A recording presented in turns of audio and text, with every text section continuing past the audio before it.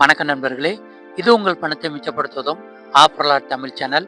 இன்னைக்கு மே மாதம் 10ஆம் தேதி ஞாயிற்றுக்கிழமை பூ மார்க்கெட்டில் மல்லிகைப்பூவோட விலை அதிரடியாக குறைஞ்சிருச்சுங்க. கூடவே முல்லை, சாமந்தி, ரோஜா பூக்களோட விலைகளுமே இன்னைக்கு குறைவாக தான் கிடைச்சிக்கிட்டு இருக்கு.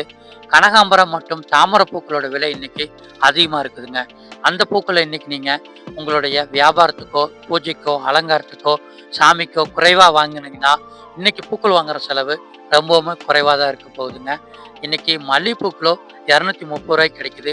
முல்லைப்பூ கிலோ 250 ரூபா, சிவப்பு ரோஜா கட்டு 240 ரூபா, சாமந்தி பூ கிலோ 180 ரூபாய்க்கு விற்பனை ஆகுது. சம்மங்கி பூ கிலோ 200 ரூபாய்க்கு விற்பனை ஆகுது. அரளிப்பூ கிலோ 200 ரூபாய்க்கு விற்பனை ஆகுது.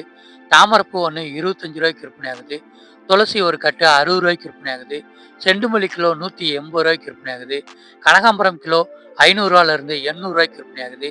நந்தியாவட்டம் பூ கிலோ 180 ரூபா, பட்டன் ரோஸ் கிலோ 240 ரூபா, ஜாதி மல்லி கிலோ 300 ரூபாய்க்கு விற்பனை ஆகுது. கோழிக்கொண்டை பூ கிலோ 100 ரூபாய்க்கு விற்பனை ஆகுது. மறிக்கொழுந்து கிலோ 80 ரூபாய்க்கு விற்பனை ஆகுதுங்க. பூக்களோட விலைகளில் கனகாம்பரம் மற்றும் தாமரைப்பூவோட விலை தாங்க அதிகமாக இருந்துட்டு இருக்கு. மற்ற பூக்களோட விலைகள்லாம் நேற்று இருந்ததை விட இன்னைக்கு கிலோவுக்கு 100 ரூபாயிலிருந்து 150 ரூபா வரைக்குமே விலை குறைஞ்சிருக்குங்க. நீங்கள் பூக்களை வியாபாரத்துக்கோ கடைக்கோ வாங்குறீங்க அப்படின்னா ஏலம் வர இடத்துல மூட்டையாக வாங்குனீங்கன்னா நல்ல லாபமாக வாங்க முடியும். அதுக்கு குறைவாக மொத்த விலை கடைகளில் 2-3 கடைகளில் விலை விசாரிங்க. எங்கே பூக்கள் பார்க்கறதுக்கு ஃப்ரெஷ்ஷாகவும் விலை குறைவாகவும் இருக்குதோ அங்கே வாங்கினா இன்னைக்கு உங்களுக்கு நல்ல லாபங்க.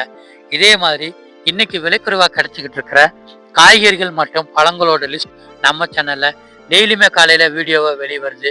நீங்கள் சேனலை சப்ஸ்கிரைப் பண்ணிட்டீங்கன்னா மார்க்கெட்டுக்கோ கடைக்கோ போகிறதுக்கு முன்னாடி இன்னைக்கு என்னென்ன பொருட்கள்லாம் விலை குறைவாக கிடைச்சிக்கிட்டு இருக்குன்னு தெரிஞ்சுக்கிட்டு செலவுகளை குறைச்சி லாபத்தை அதிகரிச்சுக்கலாம்.